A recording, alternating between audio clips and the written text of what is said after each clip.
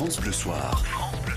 20h-21h, France Bleu Soir, magazine. Profitez de tous nos conseils, livres, ciné, télé, musique et de l'humour de Pascal Atenza. Parce qu'il en faut de l'humour, il faut se sentir bien. Et c'est chaque soir à 20h30.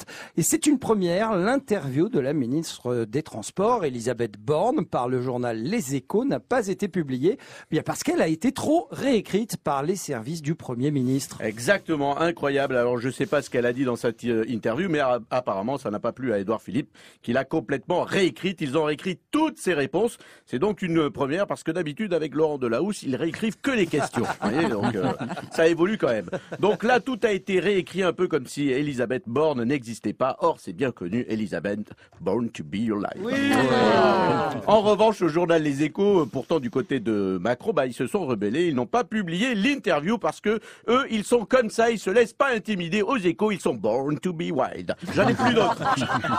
Je vous rassure, il n'y en a plus. C'est terminé. Mais cette info prouve que chez Macron, on surveille les ministres. Macron, il vérifie de près que les ministres parlent tous comme lui, qu'ils aient le bon discours, qu'ils parlent tous d'une seule et même voix. En fait, Macron, il serait un peu comme Jeff Panaclock avec sa marionnette Jean-Marc. Ça va les feignasses, la SNCF? J'adore les femmes mûres. Oh là là. Ouais. Alors, écrire les interviews données par les ministres, hein, ça peut se comprendre. Ben oui, surtout les interviews de Christophe Castaner, les fautes de français, de syntaxe, les conneries, les gaffes, les lapsus. En effet, ça peut se comprendre. Il y a carrément un service entier pour corriger les interviews de Christophe Castaner. Ils font les 3-8, sans parler de ceux qui font un burn-out tellement il y a du boulot.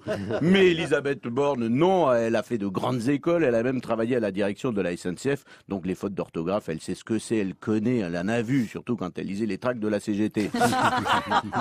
Alors bon, peut-être qu'elle n'a pas dit assez de bien de Macron, ça doit être ça. Bon, allez Babette, 3 semaines chez Laurent Delahousse en stage, 3 semaines de cirage et tout nous revient en grande forme. Alors il faut savoir aussi qu'il corrige les interviews de Gérard Collomb, le ministre de l'Intérieur. Mais là, c'est pas à cause des fautes ou des gaffes, ils réécrivent tout parce que comme il est très âgé, on remplace les expressions qu'on n'emploie plus de nos jours, mais qui étaient à la mode à son époque. Quand Gérard Collomb parle des migrants, il dit qu'il faut se hâter de quérir ses gueux et de le faire promptement avant que les François ne s'en agacent. C'est vrai que Gégé, il parle plus beaucoup, eux jeunes. Et puis on commence à s'habituer parce que tout le monde fait ça. Voilà, on réécrit les interviews, on réécrit le code du travail, on réécrit les testaments de Johnny, on voudrait réécrire les livres de Marc Lévy, les chansons de Maître Gims. Et puis enfin, on fêtera bientôt la première année de Macron président à l'Élysée. Et là, on voit bien qu'en moins d'1 an, son programme, il a été complètement réécrit par Pierre Gattaz et François Fillon. Alors je sais, ça va vous faire tout drôle, mais cette chronique n'a pas été réécrite par Édouard Philippe. Quoi? Ouais, je sais. Je vous jure que c'est vrai. C'est vrai, ça? J'ai des preuves. J'ai tout gardé sur mon ordinateur. Eh ben justement, on verra en image en se connectant sur francebleu.fr. Vous retrouverez le podcast vidéo de Pascal Atenza, Décap l'actu.